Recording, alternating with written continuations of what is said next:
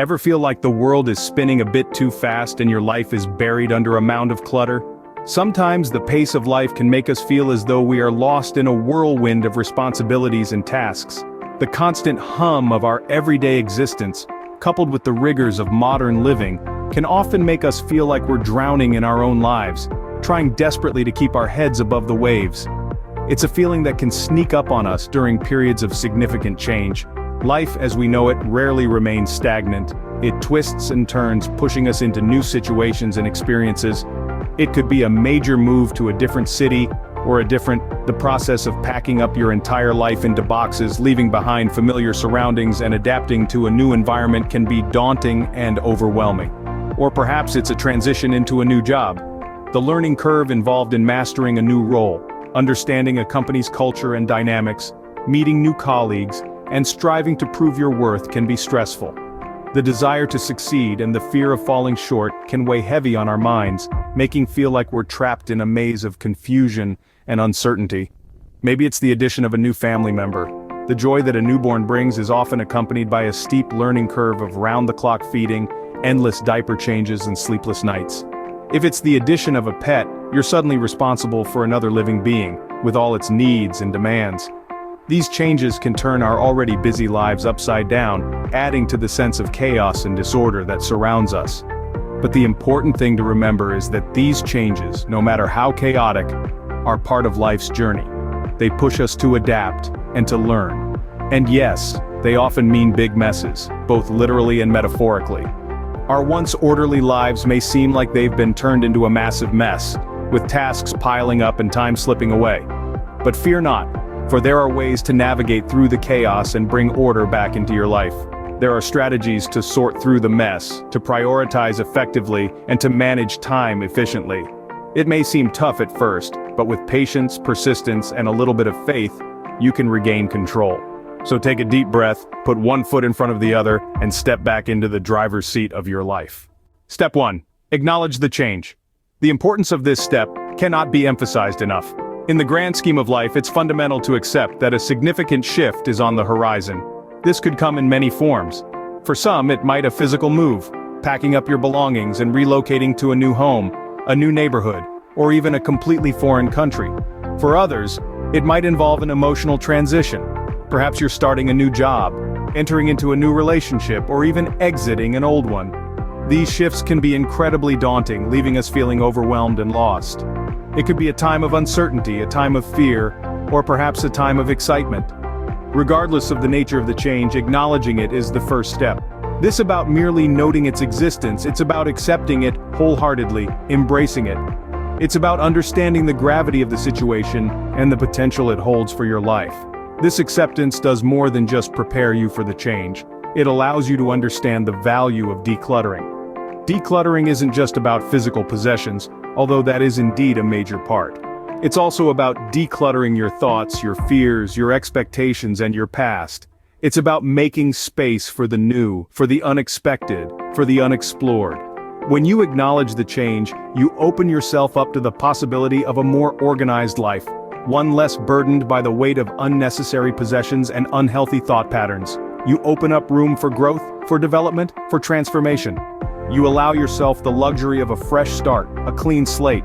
As you journey through this step, this isn't just about decluttering, it's about rebuilding. It's about creating a life that truly reflects your ambitions, your desires, and your true, authentic self. As you accept your change and declutter your life, you're setting the foundation for a brighter future. This is merely the beginning. It's the first step towards a more organized life.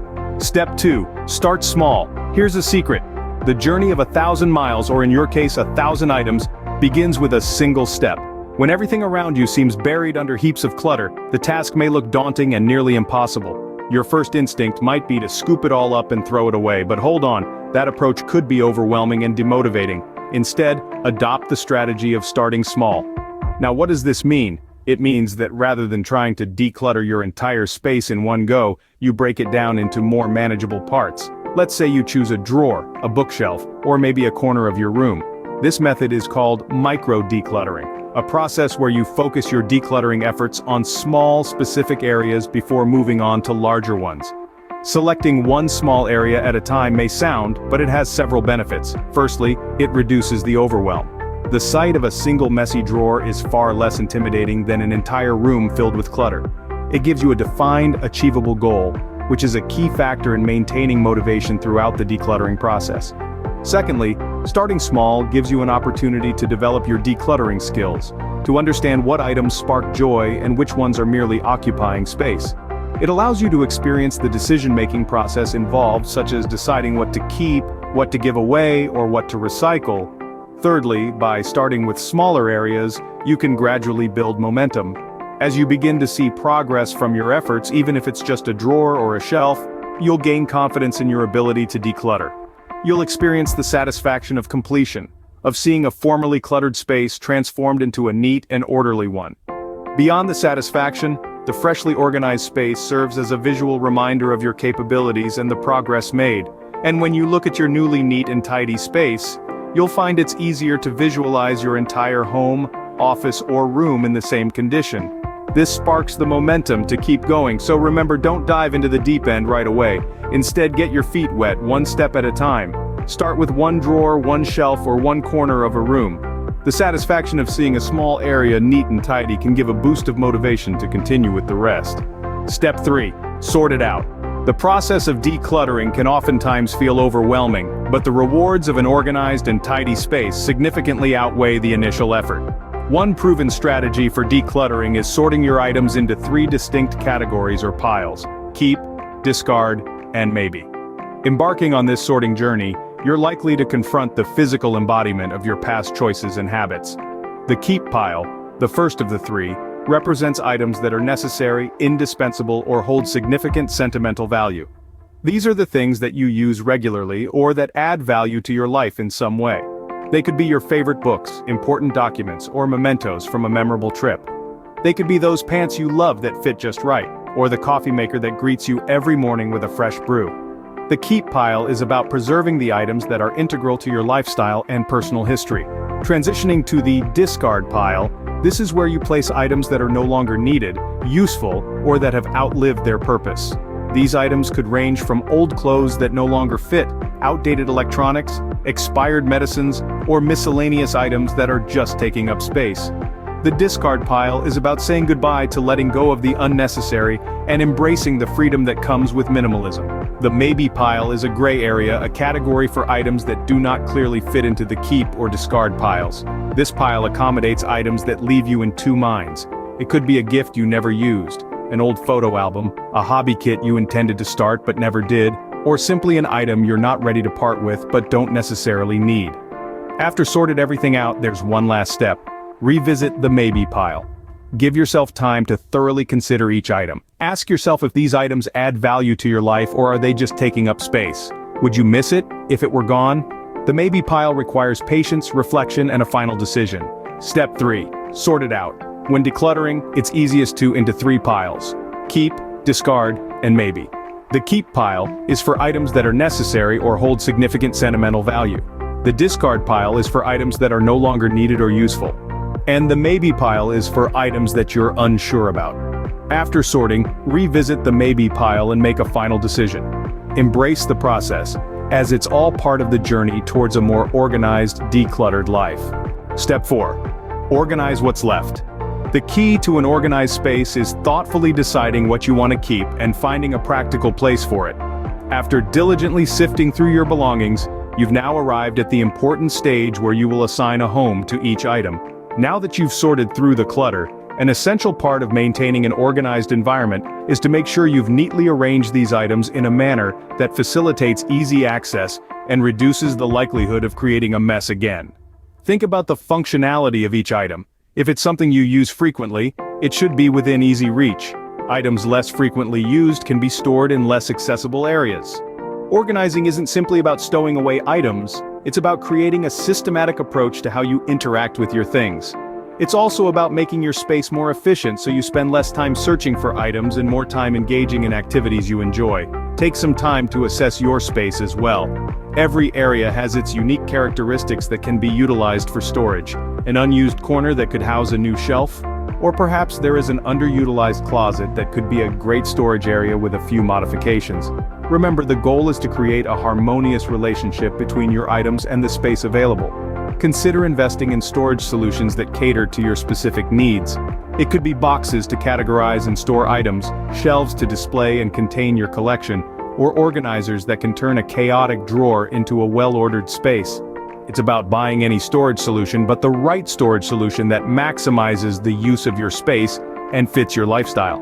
Furthermore, labeling can also be a useful tool in maintaining order. It might seem like a tedious process, but it can drastically reduce the time it takes to find things. Whether it's a box in the attic or a jar in the kitchen, a well-placed label can be a lifesaver. In essence, organizing is about creating a system that works for you. It's about implementing habits that promote order and discourage disarray. Regularly take time to reassess your space and items to ensure everything is still in its most useful and practical place. Find a place for everything and keep everything in its place. Consider investing in storage solutions like boxes, shelves, or organizers to help keep things tidy. Step 5. Maintain the order. In the art of cleaning and organization, decluttering is not a one-time show. Instead, it stands as a never-ending marathon that requires patience, persistence, and attention to detail. It is a task that needs to be continuously engaged with, a practice that must be consciously incorporated into your lifestyle. Unlike an occasional spring cleaning that frequently ends up being more of a memory lane stroll, decluttering demands regular scrutiny. It demands you to be ruthless with your possession evaluations, to question the necessity of each item occupying your space. It's about understanding that every object you own holds a piece of your time, your energy, and your space. So when you hold on to things without any practical or emotional significance, you are inadvertently allowing them to consume your valuable resources. With decluttering, there comes a realization of the weight of our possessions, the burden they place on our physical and mental space when they're no longer needed. It calls for a paradigm shift understanding that decluttering isn't about discarding. Rather, it's about making room for growth, for the new, for the changes that life may bring upon us.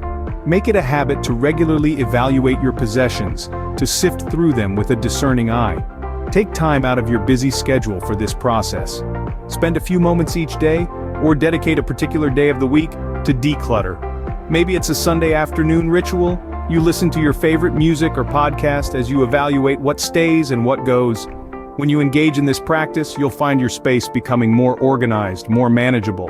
The clutter that once seemed overwhelming starts to dissipate, replaced by an area that breathes, that allows you to focus and think clearly. It's not just about having a clean, aesthetic space. It's about creating an environment that nurtures your creativity and your well-being. And as the rhythm of modern life continues to change, being able to transition smoothly becomes increasingly essential.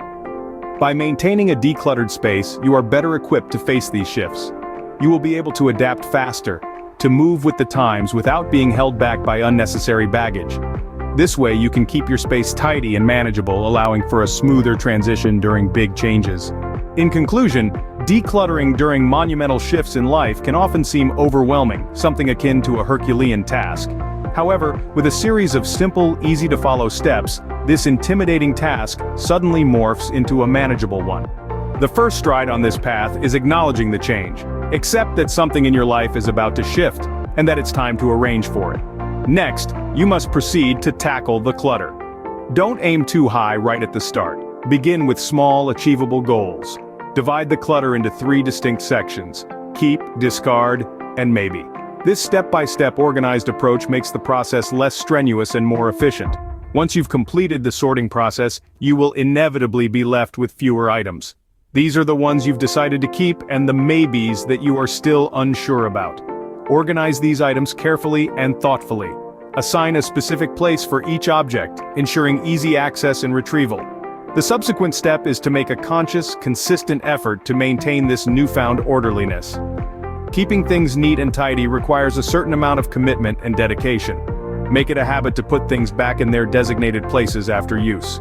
Establish a routine for regular cleanups to reinforce the order and prevent any future accumulation of clutter. But remember, decluttering isn't merely about discarding unwanted items. This process carries a much deeper meaning. It is about creating space, not just physical but mental, for new experiences, opportunities, and memories. It's a transformational process that aids in navigating major transitions, bringing forth a sense of order, calm, and control in your life. Thus, the next time you find yourself in midst of a significant life alteration, don't let the clutter bog you down. Don't let it add to your stress or overwhelm you. Instead, take a deep, calming breath and start decluttering. View it as a journey, a voyage towards a cleaner, more organized, and uncluttered life.